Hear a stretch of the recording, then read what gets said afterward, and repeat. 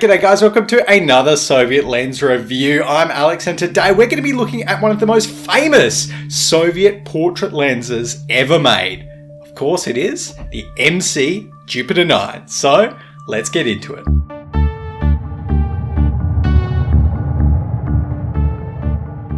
That's right guys, today we are looking at the MC Jupiter-9, which has a long and storied history, starting off back after World War II, when the Soviets, as part of the war reparations, took lots of factory equipment and the technical documentation directly from Germany, from the Carl Zeiss plants that made the precursor to this lens, the Sonnar. Of course, all Soviet Jupiter lenses are Sonnar-based lenses, and the Carl Zeiss Sonnar optical scheme for the Jupiter-9 featured 7 elements in 3 groups. And this lens originally was not called the Jupiter-9 when the Soviets started making it. It was called the Sonnar Krasnogorsky, basically the Krasnogorsk Sonnar, because Krasnogorsk was where it was made, in the KMZ plant, now known as Zenit.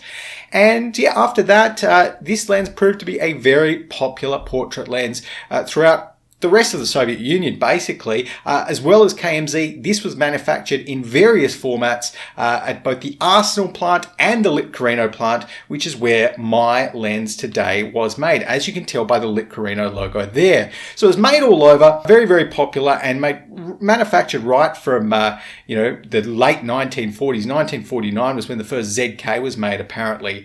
So it's got a very long history. But enough about this lens's history. Let's talk about some technical characteristics. So first off, this lens's minimum focusing distance is 0.8 meters, and that is the MC, the later versions. The earlier rangefinder versions had a slightly longer minimum focusing distance and an aperture preset mechanism that starts from f2 and goes down to f22. And the aperture of this lens, the Jupiter-9, has 15 rounded aperture blades, which makes for some really, really circular, fantastic bokeh, as we're going to get into later on. It has a technical resolution spec at 32 lines per millimeter in the center of the frame, or 23 lines per millimeter at the edges of the frame. And for those of you who don't know, that is super, super low. What that means is that this lens is not the Soviet lens you should be buying if you are after a super sharp lens, because 32 and 23 is like crazy, crazy low. It's the lowest that really you can almost get for a multi-coated Soviet lens. Now it does have a 49mm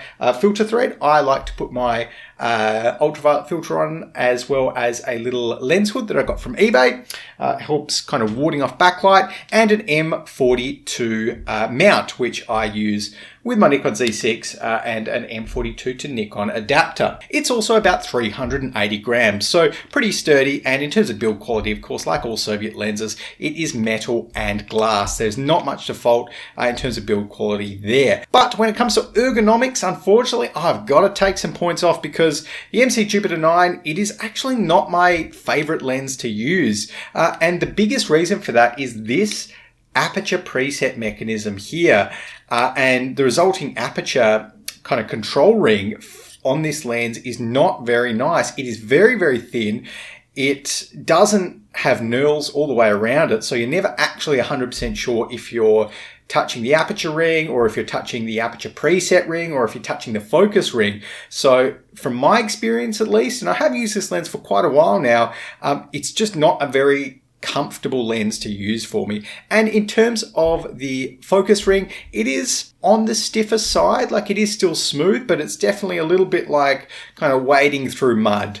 And look, maybe a service might fix that, but I have also read different reports from other people online that kind of also don't say good things about how this lens is to focus. But if you can get through all of those little negatives about the MC Jupiter-9, it really does have some good characteristics when it comes to photo and image reproduction. So let's talk about those image characteristics now. And starting off, well, let's take a look at the MC Jupiter-9 put up against some bright lights. And we can see here that even though it is multi-coated, as the MC suggests, it really does not like strong light in the frame. The best idea is to keep light out of the frame, use a lens hood for maximum contrast. And this lens really needs all the contrast it can get. Now, one interesting fact, before I adjusted my lens, and one of the kind of lens blocks within it, it was super soft. It was like the softest lens. It almost looked broken.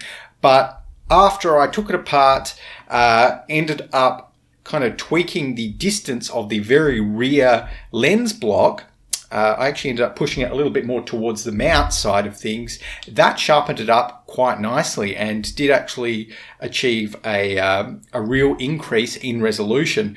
And I've read that is what some other people have had to do as well, because out of the factory, the issue with such a low specified resolution is that, the factory could just pump this out, and 32 lines per millimeter in the center, means that it can still have quality control, but the quality is controlled to such a low level that it looks super, super soft straight out of the factory. Image quality wise, outside of that, the bokeh is why you buy this lens. The bokeh that the MC Jupiter-9 produces, as you can see here, is just fantastic. At any aperture, it's super smooth, super circular. It does not have onion rings. You can't really see much longitudinal chromatic aberration in the bokeh. That's, when it shifts colors in the near and far field out of focus areas. It is just absolutely lovely bokeh and fantastic for video as well.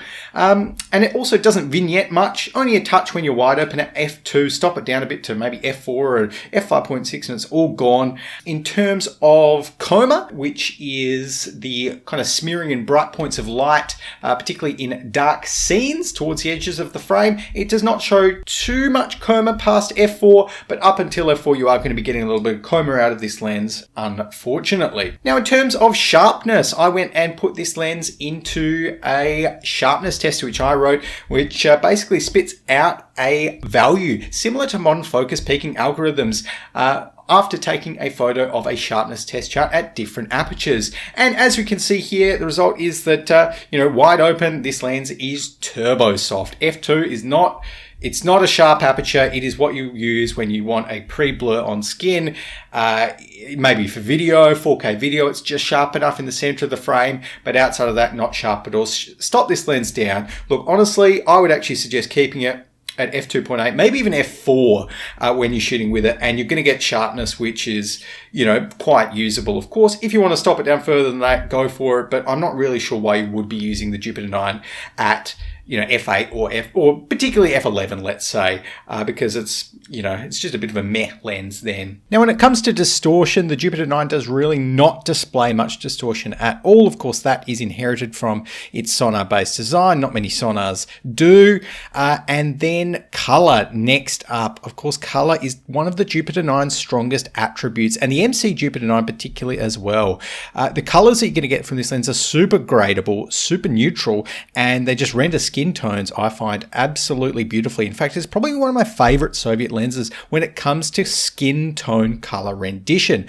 You can actually see it here. I went up to the York Medieval Fair here in WA last weekend and managed to capture some fun little shots with the Jupiter-9 as well. I got 4K 30 with my Nikon Z6 of this sort of medieval battling practice, whatever you want to call it. And I think the Jupiter-9 does a really good job. And you can see here that when it's stopped down, it's actually quite a sharp lens as well. And guys, one of the other good things about the Jupiter-9 is that you can actually get it pretty reasonably priced on eBay. It isn't the cheapest Soviet lens available at the moment. You can definitely pick up Helios's or maybe even Zenitars for a little bit cheaper. But when it comes to an 85mm f2 lens, it is still a pretty reasonable deal. Now, the MC Jupiter-9, they don't really go for too much more than the regular Jupiter-9, but if you are willing to go through the pain of trying to adapt a Jupiter-9 Optimat, which is for the Kiev 10 or Kiev 15 mount, which is basically the Soviet copy of the Contax mount, then they are often found quite a bit cheaper. So guys, that's been it for today. I'm not sure if I can recommend the MC Jupiter-9. It is definitely the softest Soviet lens that I own, and I'm a bit of a stickler for sharpness. But look, it definitely can create some really nice pictures and video. Let me know in the comments below though, what do you think? Do you have a Jupiter-9 of any of the different variants? I want to hear from you. But remember to subscribe here to Soviet Lens Reviews on YouTube. Until the next time though, I'll see you then.